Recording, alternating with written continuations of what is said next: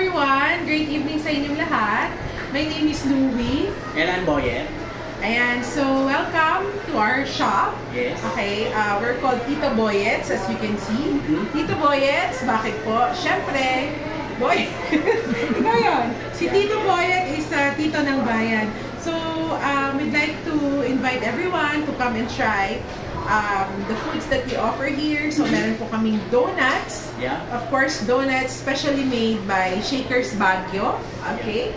So, pag natikman niyo po yung donuts natin, okay, eggless donuts po kami, healthy donuts, keto-friendly din po yung aming donuts. And syempre, we also offer locally made pizza. Okay, so syempre, yun po yung inumpisahan namin dito sa Baguio. Of course, nung pandemic po yun, nung tinamaan po tayo ng pandemic, we started Tito Boyets sa bahay lang po namin. Yes. Kasi meron po tayong konting knowledge. So, na-enhance until such time na nagkaroon tayo ng shop dito po sa Abanao Square. Located at second floor, Abanao Square, katabi po natin ng BDO. So, try nyo po yung ating pizza and at the same time yung mga donuts po dito sa ating shop. Pangalan po ng shop natin is, of course, nakikita nyo po sa screen, Tito Boyets. We are established noong 2020 actually.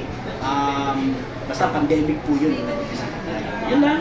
Okay. Maraming salamat sa inyo lahat. Alright, so try our donuts and our freshly made pizza. Meron din po kaming mga fraps and milk tea. So, see you here.